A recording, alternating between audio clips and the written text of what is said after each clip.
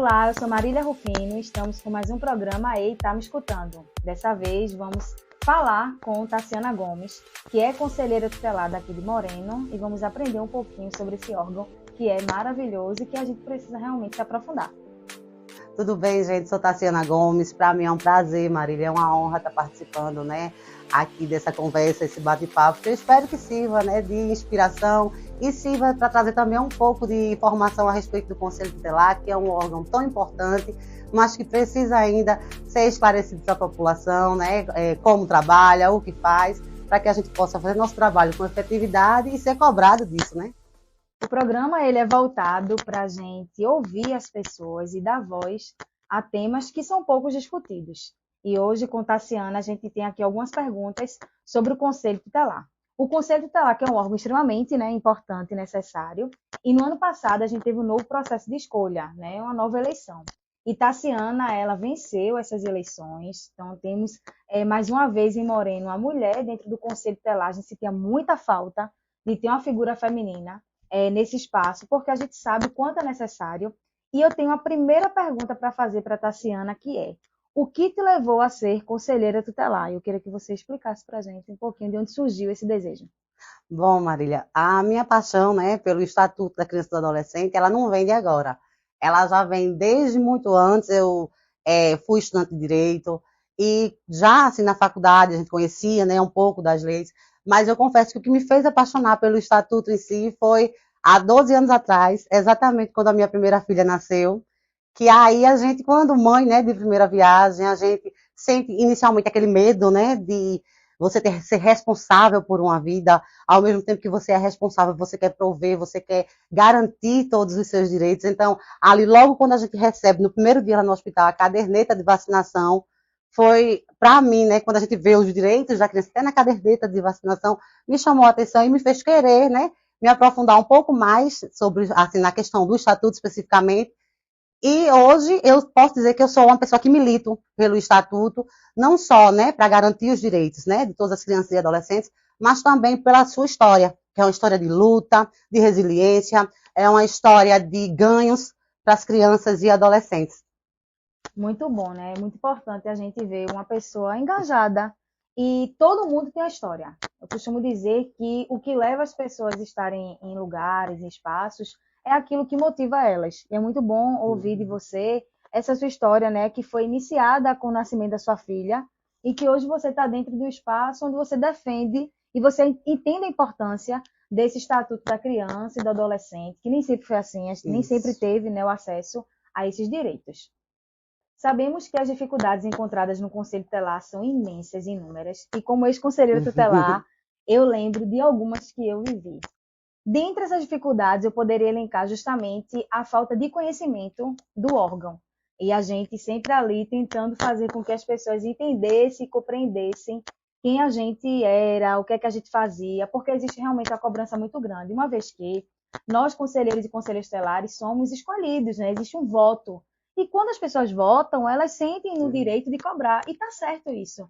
Mas a gente precisa também falar sobre a não discussão do Estatuto da Criança e do Adolescente em espaços que deveriam acontecer, como, por exemplo, dentro da escola. Né? A gente precisa falar sobre isso. Dentro dessa pergunta aí, Tassiana, quais são as dificuldades mais presentes que você identifica hoje, nesses 4 primeiros meses que você está dentro do Conselho? Você pudesse falar para a gente quais são essas dificuldades que você enfrenta, tanto dentro do órgão, enfim, Uhum. quais são as dificuldades? Entendi. Vê só, a questão da dificuldade, né, das dificuldades em si, mesmo antes de ser conselheira, a gente já notava uma resistência muito grande em torno do Estatuto da Criança e do Adolescente, né, que existia aquela premissa sempre que o Estatuto veio para defender até um termo, né, que a gente já aboliu, que é o menor, não se usa mais, é a criança e adolescente, mas as pessoas ainda pensam muito que o Estatuto veio para defender o menor infrator, ou então que o conselheiro tutelar está aí na sociedade para tirar as crianças do pai e da mãe, e não é isso. Essas dificuldades que a gente já via de fora, dentro a gente vê que se intensifica. Por quê? Porque essa falta de conhecimento sobre a história do Estatuto, primeiro que o Estatuto não surgiu para defender menor infrator, porque agora a gente trabalha voltado para a criança e para o adolescente. Esse termo foi abolido e, graças a Deus, ele foi embora junto com o Código Menor, que não dava os direitos que as crianças realmente precisavam para garantir, né, que elas se desenvolvessem plenamente.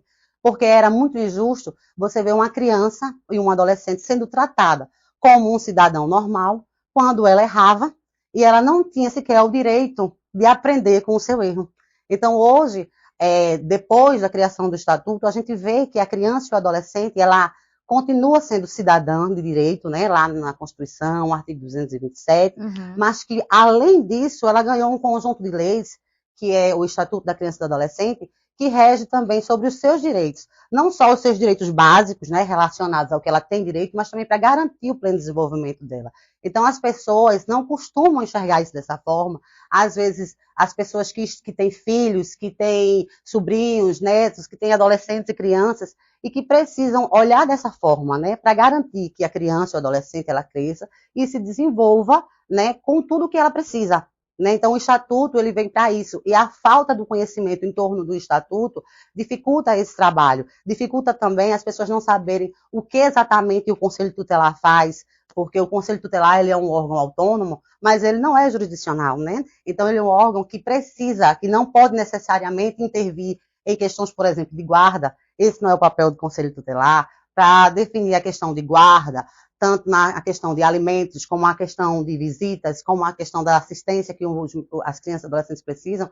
As pessoas devem se dirigir, né, à Defensoria Pública ou constituir um advogado particular. Caso não tenha condição para isso, vai se dirigir à Defensoria Pública para essa finalidade. Mas o Conselho Tutelar ele não trata dessas questões. Ele vai tratar, sim, se houver uma violação de direito da criança e do adolescente, ou seja, qualquer coisa que feriu, que motivou, que gerou algum sofrimento à criança e ao adolescente, é sim a obrigação do Conselho Tutelar olhar para essa violação, identificar quem causou e tomar as providências, né, encaminhando para as medidas cabíveis.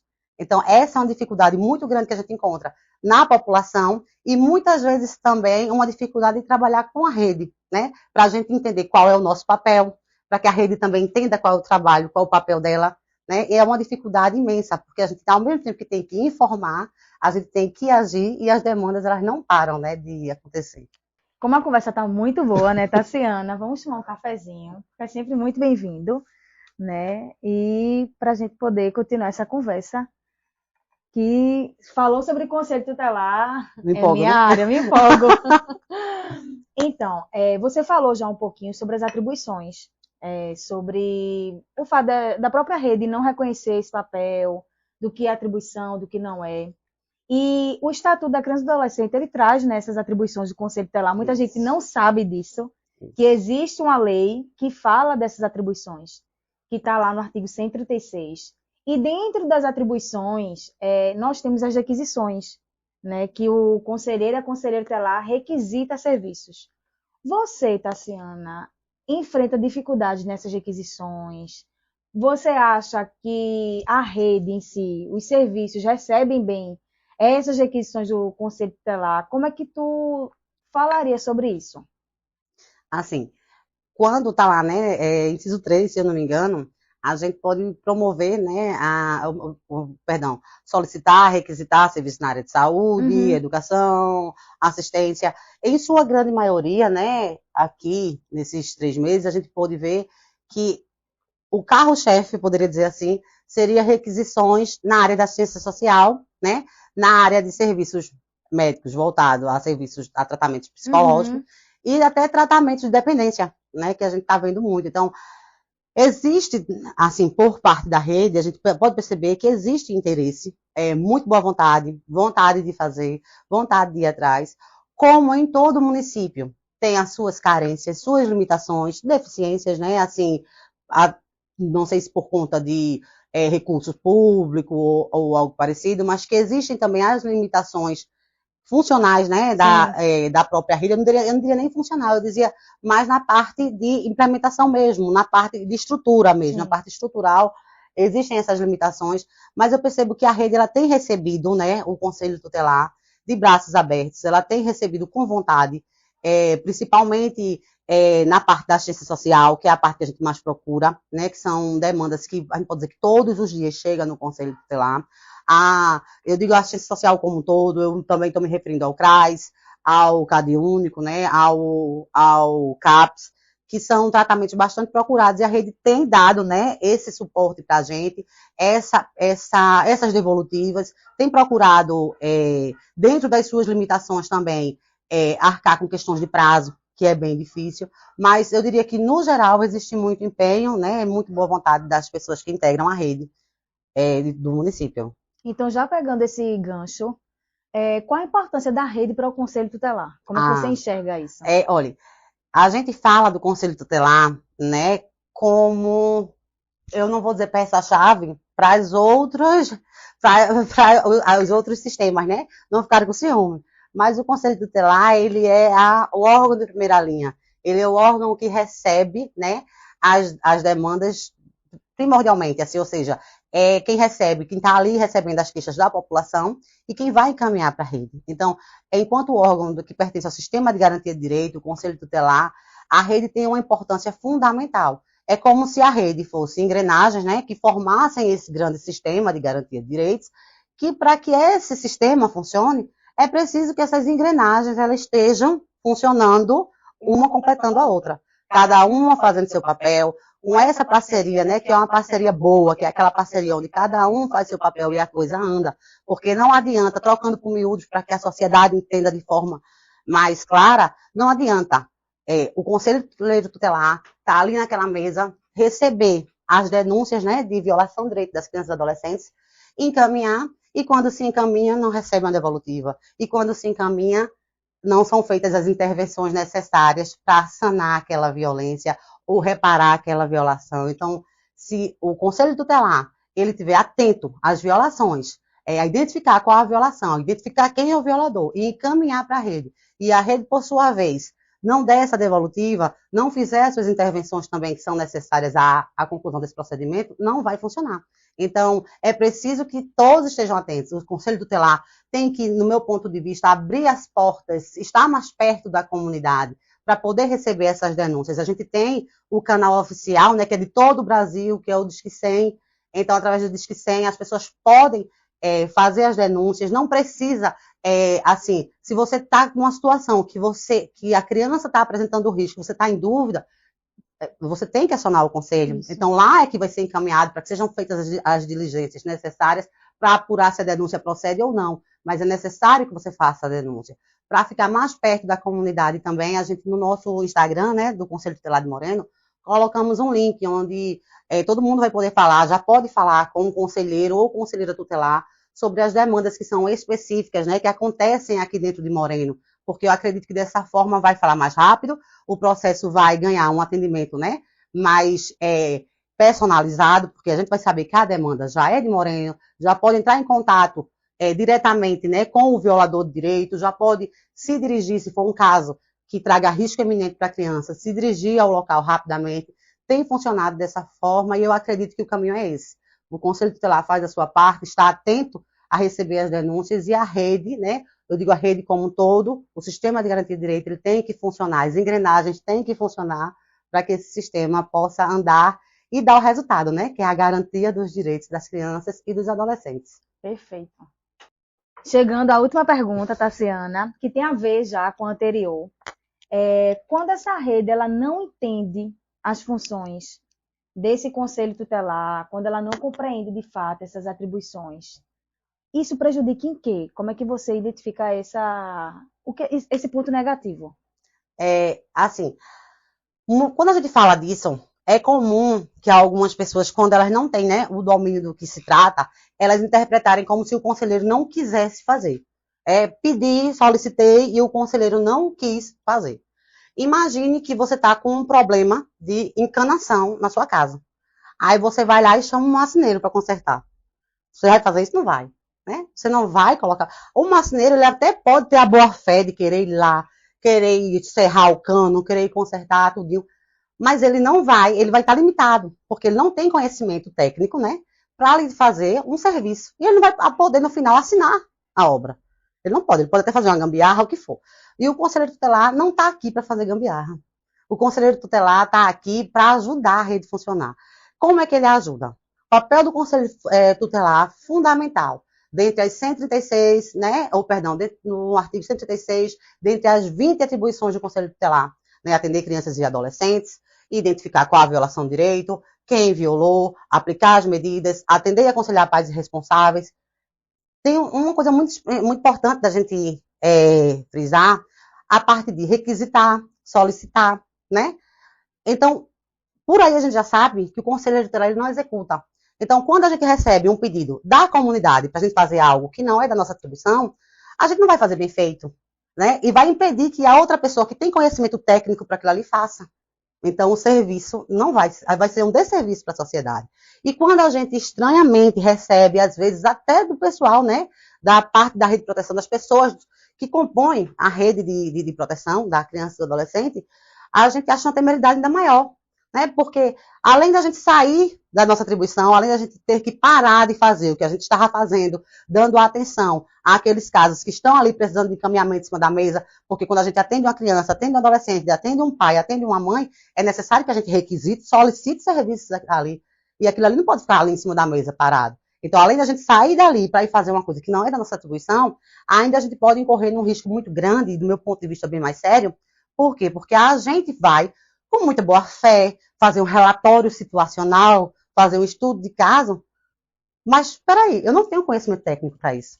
Então, eu posso, mesmo que munida de muito boa fé, né, montar um relatório sem um conhecimento sobre aquilo ali, e aquilo ali não atingir os objetivos técnicos, por exemplo, funcionais.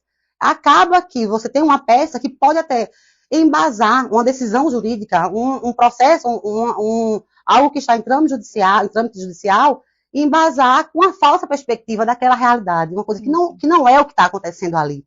Então, quando o Conselho Tutelar faz isso, ele está usurpando o papel do assistente social, que é a pessoa que tem conhecimento técnico para fazer aquilo ali. Ele está usurpando o papel do psicólogo, que é a pessoa que vai fazer a intervenção no sentido de, além de fazer esse relatório, ainda saber o que é que você precisa a nível de provimento de cuidados. Isso. O que é que você precisa para proteção social, como no caso, por exemplo, né, de casos bastante comuns, que são casos de violência, onde a criança ou adolescente ele é vítima de violência, ele é vítima ou ele é até testemunha de violência. Então, nesses casos, a gente assim, age dentro das nossas limitações. Então, a gente não pode sair das nossas atribuições, não porque a gente não queira, e sim porque é prejudicial, né, e acaba sendo um desserviço para a comunidade. Que conversa maravilhosa, falando daquilo que a gente gosta. E eu me sinto muito feliz de ouvir Tassiana, porque eu percebo claramente o seu entendimento, a sua compreensão do que é o Conselho Tutelar. E o Conselho Tutelar precisa de pessoas como você. Eu acredito que vocês estão fazendo um trabalho muito bom. Eu tenho acompanhado de perto o trabalho, não só de Tassiana, como dos demais. E existe uma evolução muito grande. Lembrando que é um conselho completamente novo. É um conselho composto por pessoas que nunca foram conselheiros tutelares. Então, estão realmente evoluindo, compreendendo de fato o que diz o Estatuto da Criança e do Adolescente. E eu fico muito feliz de ouvir isso. Tassiana, ela trouxe na última fala dela algo bem interessante, que foi o Conselho Tutelar não é serviço. E muitas pessoas confundem achando que é. E, de fato, o Conselho Tutelar ele não executa, porque ele não é serviço. E esse entendimento, essa compreensão, ajuda muito a gente a entender, de fato, o que é o órgão. Eu tenho certeza que vocês têm tudo para evoluir.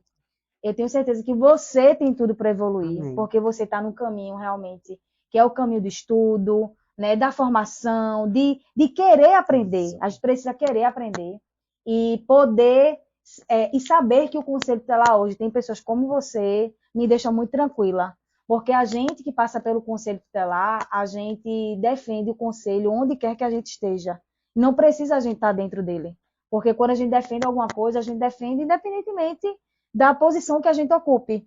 E eu sei como é estar no Conselho Tutelar. Hoje está muito mais difícil, como a gente conversava anteriormente, porque hoje a gente tem as redes sociais muito mais ativas, e o trabalho que vocês têm feito de ter lá o link, de poder conversar com vocês diretamente no WhatsApp, de poder dialogar com a população da melhor forma, isso faz que a ampliação seja maior. Então, parabéns de verdade, Tassiana, para você, para o Conselho Tutelar de Moreno, e eu sinto-me muito feliz e honrada com essa conversa, porque além dessa conversa existe uma amizade e uma admiração que está sendo construída E muito obrigada de coração. Amiga, eu que lhe agradeço demais pela oportunidade. E é como você disse, a gente está falando de um assunto que a gente gosta, né? E por gostar, a gente vai buscando todos os dias, né? Porque está sempre evoluindo, a gente está, como Marília falou, capacitação constante. Isso assim, né? É um recado para todo mundo, né? Que serve para toda a rede. Quero, nesse momento, aproveitar para agradecer a você também, em nome do Conselho Tutelar de Moreno, pelas suas palavras, e dizer que é isso aí, que a gente está procurando fazer um trabalho, né? Não é um trabalho melhor, não é um trabalho pior, mas é um trabalho que ele é diferente e focado no que a comunidade precisa hoje. Então, para saber o que a comunidade precisa, para saber quais são as violações de direitos das crianças e adolescentes, e até para a gente poder, né, fazer além da nossa atribuição também, que é representar, qualificar e quantificar as demandas que a gente recebe para poder participar, né, contribuir para fomentar as políticas públicas, né, que devem existir, né, e com prioridade absoluta para a criança e para o adolescente. Então, a gente, como conselheiro tutelar, fica muito feliz quando a gente pode contribuir com isso, porque a gente vê a efetividade, né, do nosso trabalho. Então, eu lhe agradeço demais por estar aqui e por esses espaços que a gente sempre vai ter, né, ao lado de pessoas como você, que, como você falou, não é mais conselheira tutelar, mas uma vez conselheira, tá na veia, e a gente fica com a responsabilidade enorme, né, de representar bem, viu? Então, muito obrigada, minha amiga, pelo convite e por militar, né, nessa causa durante esse tempo todo. Esse foi mais um programa do Ei, Tá Me Escutando, e a conversa foi com Tassiana, conselheira tutelar daqui de Moreno, uma conversa muito boa e de muito conhecimento. Então, eu acredito que vocês estão gostando bastante, e Tassiana trouxe elementos bastante importantes para a gente poder estar aí aprendendo, entendendo como é que funciona essa rede, como é que funciona o Conselho Tutelar. Esse foi mais um programa, eu fico muito feliz de receber essa convidada muito especial. Para ter esse feedback da... Que o povo gosta. Falta açúcar e adoçante. Não tem nada não vou usar nada. Tem certeza. Adoçante. Tá vendo no meu corpo? Eu sou bem fitness. Olha, eu fui inventar de tomar sem nada, Maria, bota umas 4 gotinhas, eu tenho diabetes não. Deixa eu ver. Filme isso. Tá filmando já. Valeu, ficar convidada. É sério? Olha as provas. É o meu pior. Olha, então é meu que deixa eu fazer direitinho, eu não vou levantar o dedo não, você bota no canto nessa parte não. E nem fazer barulho na xícara embaixo.